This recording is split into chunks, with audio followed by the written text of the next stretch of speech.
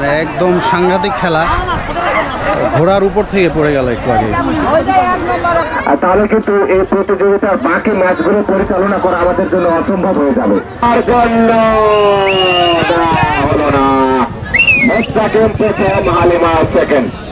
অনেক ঘোড়া এসেছে, এই যে বিশাল একটা ঘোড়া এখানে, এই যে উত্তরবঙ্গের সবচেয়ে জনপ্রিয় নেতাদের মধ্যে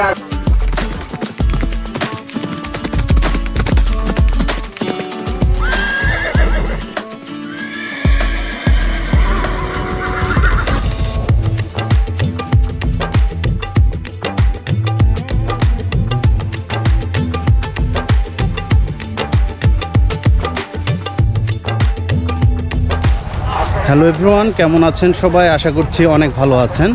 গ্রাম বাংলার একটি ঐতিহ্য হচ্ছে ঘোড়দৌড়। আজকে এসেছি আমি ঘোড়দৌড় দেখার জন্য। আপনাদের দেখাবো কিভাবে ঘোড়দৌড় প্রতিযোগিতা হয়। পুরো ভিডিওর সাথেই থাকুন, আশা করছি অনেক ভালো লাগবে।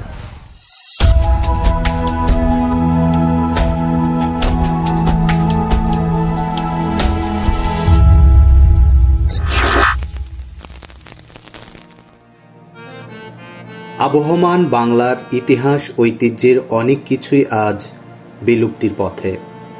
একসময় গ্রাম বাংলার ঐতিহ্যবাহী উৎসবগুলোর মধ্যে অন্যতম ছিল ঘোড়ার দৌড় বা ঘোড়দৌড় প্রতিযোগিতা।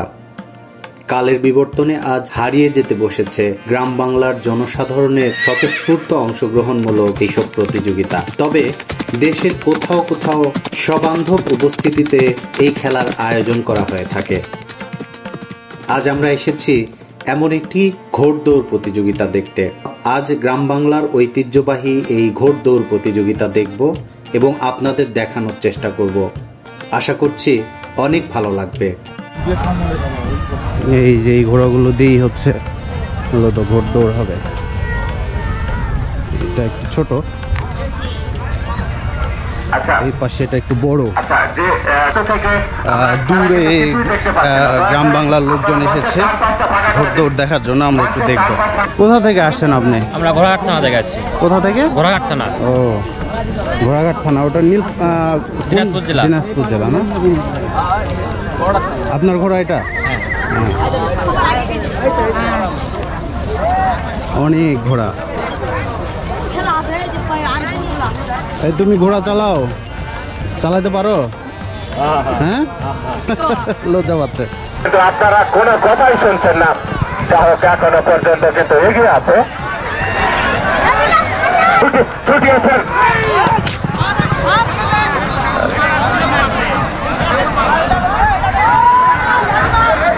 অনেক পার্থক্য, অনেক পার্থক্য,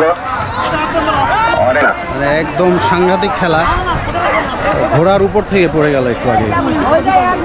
ঘোড়দৌড় উপলক্ষে নানা সাজে সজ্জিত হয়ে খুরের আওয়াজ তুলে রং বেরঙের ঘোড়া এসেছে। চলুন এর মধ্যে আমরা কিছু ঘোড়া দেখে নিই।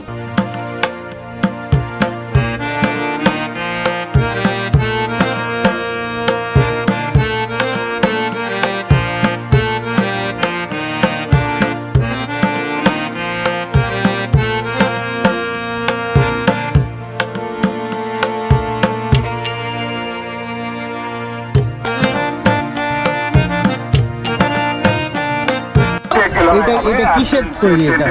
এটা হলো ভাই সুতা, আর এটা আমাদের হলো তালে গাছের আছে না, তালে গাছের তীর দিয়ে এটা মিশিং এর মাধ্যমে গাঁট বানাইছে। এটা পুরোটাই সুতা দিয়ে? পুরোটা সুতা দিতে পারি। এটা কি অন্য কিছু এটাতে? না না না, এটা একবারে সুতা। শক্ত কেন? হ্যাঁ সুতা, এটা সুতাতে কড়া পাই? ভাই সবচেয়ে এই সময় নাট পাঠাবো। আর এটা শক্ত কেন এত? এটা ভাই এটা সুতা, কড়া সুতাতে বানানো হয়েছে। হ্যাঁ, এই কারণেই। আপনারা কোথা থেকে আসছেন? আমরা আছি নওগাঁ সাপাহার থেকে।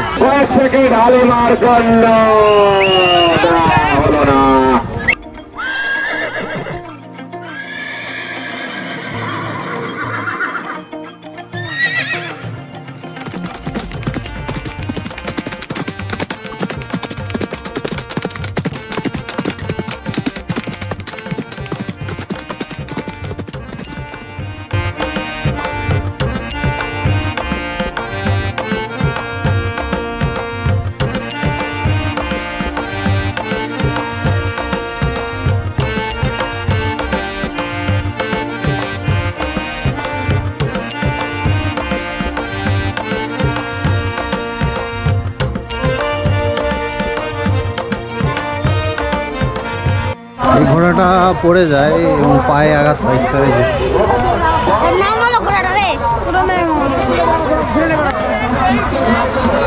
আমরা উপর থেকে যে ঘোড়াটি পড়ে গেল দেখলাম, সেটি নিচে আমি একটু দেখাই আপনাদের।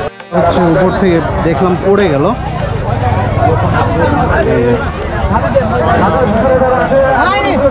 একদম পুরো মাঠ ঘোড়ায় ভরপুর, সব জায়গায় ঘোড়া।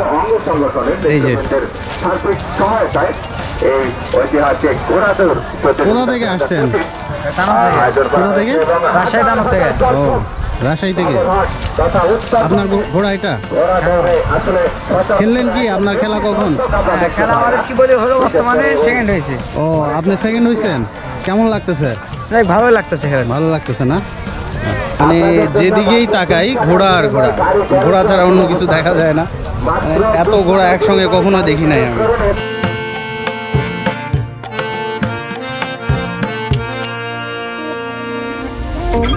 ঘোড়দৌড় প্রতিযোগিতা উপলক্ষে আশেপাশে মেলার মতো অনেক দোকানপাট বসেছে।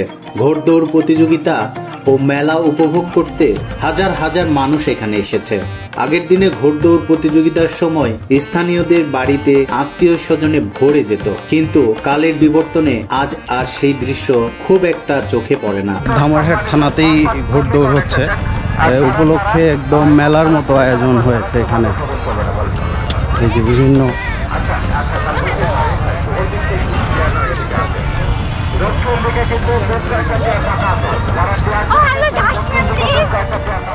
গ্রামীণ এই মেলা এবং ঐতিহ্যবাহী ঘোড়দৌড় প্রতিযোগিতা আমাদেরকে বাংলার সংস্কৃতি মনে করিয়ে দেয় বাঙালির ইতিহাস এবং ঐতিহ্যের কথা।